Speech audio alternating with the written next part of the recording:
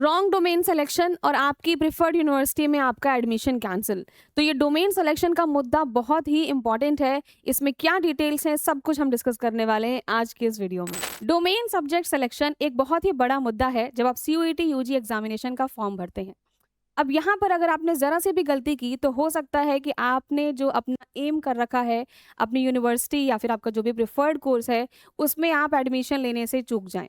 तो ऐसी गलती आप ना करें। आपका जो भी यूनिवर्सिटी में आप एडमिशन लेना चाहते हैं, जो भी प्रिफर्ड कोर्स में एडमिशन लेना चाहते हैं, उसके लिए आपको कौन से डोमेन सब्जेक्ट सेलेक्ट करने हैं, किस तरीके से आपको सिलेक्शन करना है, ये सारी बातें, ये सारी आपके जो भी चैलेंजिंग टास्क है वो सब मैं यहाँ पर इस वीडियो में क्लियर करने वाली हूँ। तो चलिए बच्चों समझते हैं कि आखिर डोमेन सब्जेक्ट सिलेक्शन आपको किस तरह से करना है।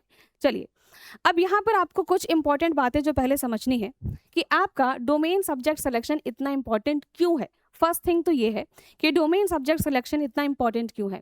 बिकॉज अगर मैं बात करूँ, देखो जितनी भी यूनिवर्सिटीज़ हैं, पहले तो आपको अपना एक एम बनाना पड़ेगा कि आप कौन सी यूनिवर्सिटी में एडमिशन लेना चाहते हैं। ठीक है, जो भी आप यूनिवर्सिटी है, मान लो मैं फॉर एग्जांपल मैं यूनिवर्सिटी मान लेती हूँ दिल्ली यूनिवर्सिटी। ठीक है, अब यूनिवर्सिटी सिलेक्शन के बाद आपको ये भी चूज करना पड़ेगा कि आप कौन से कोर्स में एडमिशन लेना चाहते हैं।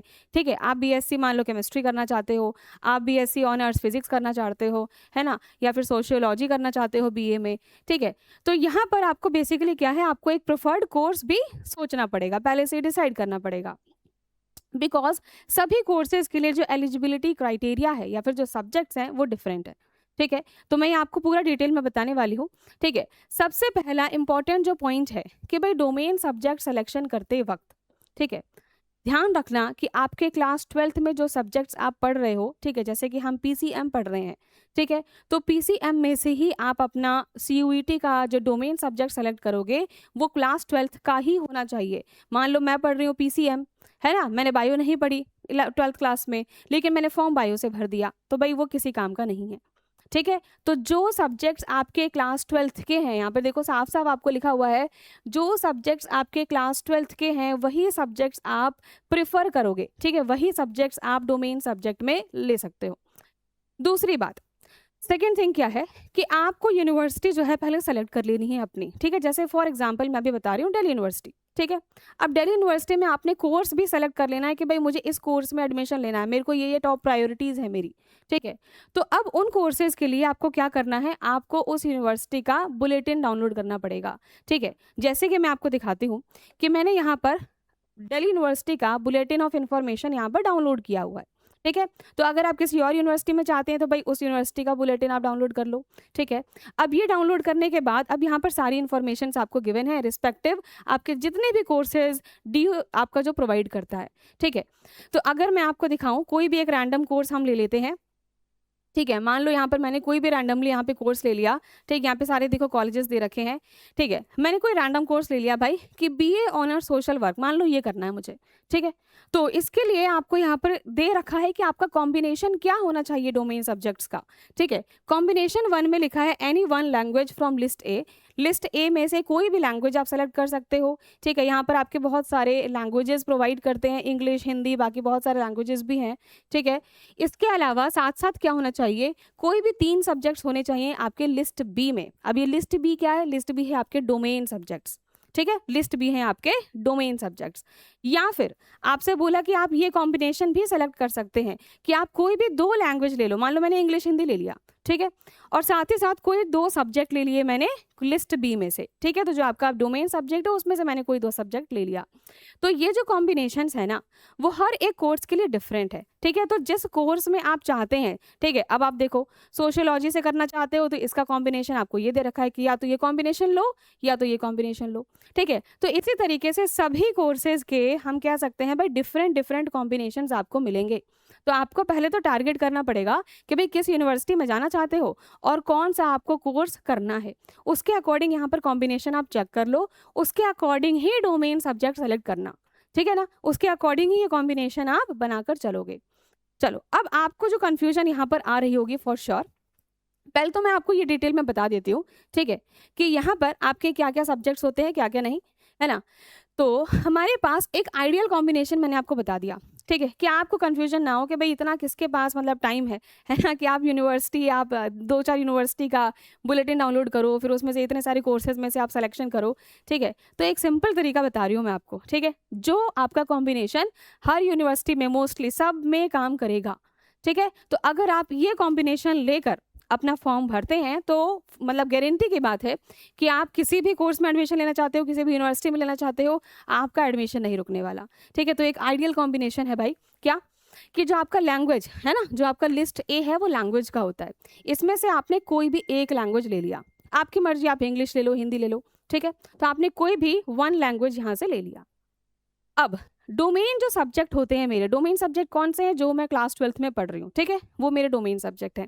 अगर आप साइंस से हैं तो आप PCMB में से कुछ भी ले सकते हो भाई, एनी 3, ठीक है, कोई भी 3 यहाँ पे लिख देती हूँ, कोई भी 3, ठीक है, 3 मैंने यहाँ पर कोई भी डोमेन सब्जेक्ट ले लिया, तो PCMB में से कुछ भी ले लिया, ठीक है। अगर आप ह्यूमैनिटीज़ से हैं तो आप हिस्ट्री, पॉलिटिकल साइंस, ज्योग्राफी या फिर जो भी अदर सब्जेक्ट्स हैं उनमें से कोई भी 3 ले लिए, ठीक। अगर आप कॉमर्स से हैं तो आपने इकोनॉमिक्स, बिजनेस स्टडीज़, अकाउंट्स और इसके बाद में जो भी आपके सब्जेक्ट्स हैं इनमें से आपने सेलेक्ट कर लिया कोई भी 3, ठीक है। तो 3 डोमेन सब्जेक्ट ले लिया, एक हमने लैंग्वेज ले लिया और एक आपने GAT ले लिया। What is GAT? GAT है आपका जनरल एप्टीट्यूड टेस्ट, ठीक है। मतलब यहाँ पर आपके बेसिक क्वेश्चंस आते हैं भाई, है ना, जनरल रीजनिंग आपकी आ जाएगी, ठीक है, जो जनरल मैथमेटिक्स होता है जिसको हम बोलते हैं मेंटल एबिलिटी, ठीक है, वो आ जाएगा, GK है ना, जनरल नॉलेज और करंट अफेयर्स।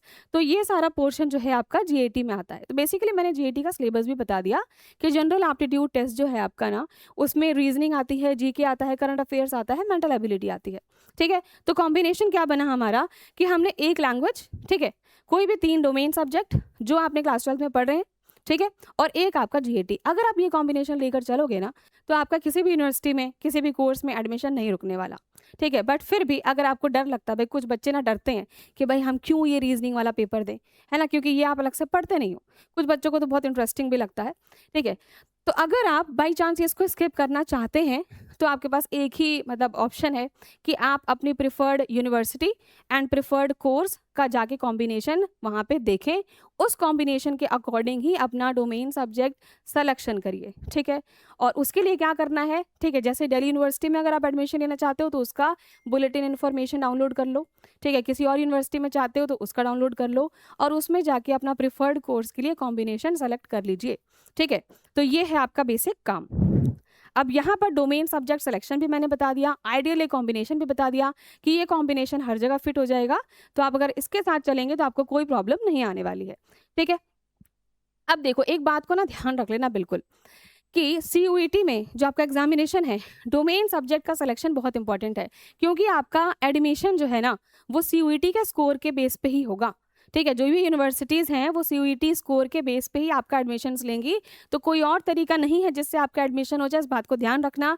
CUET के पेपर से जो आपका स्कोर आएगा उसी से आपका एडमिशन होने वाला है, तो कोई मिस्टेक मत कीजिएगा, कोई मिस्टेक डोमेन सिलेक्शन में मत कीजिएगा, क्योंकि मैंने सारे डाउट्स आई थिंक आपके क्लियर कर दिए हैं ऑलरेडी। अगर आपने डोमेन भाई गलत कर लिया तो आप इनएलिजिबल हो जाएंगे फॉर योर प्रेफर्ड कोर्स। तो ऐसी बड़ी गलती मत करना कि भाई आपका साल खराब हो जाए, ऐसी गलती आप बिल्कुल भी मत करना। इसीलिए मैंने आपको सारी डिटेल्स दे दी हैं। फिर भी अगर आपको कोई डाउट लगता है, किसी भी चीज़ में आपको प्रॉब्लम आती है डोमेन सब्जेक्ट सिलेक्शन में, है ना, किसी भी स्पेसिफिक कोर्स के लिए, तो आप आराम से कमेंट बॉक्स में मुझे बता सकते हैं, पूछ सकते हैं, आई विल श्योरली रिप्लाई। चलिए बच्चों, आई होप कि आपको मैंने बहुत बढ़िया तरीके से समझा दिया डोमेन सब्जेक्ट सिलेक्शन में। अब आप कहीं भी मिस्टेक नहीं करेंगे और अपना CUET का फॉर्म जो है वो अच्छे से भर पाएंगे। अब ये फॉर्म कैसे फिलअप करना है ये भी मैं आपको बताऊंगी, लेकिन नेक्स्ट वीडियो में। तो मिलते हैं जल्द ही। Thank you so much.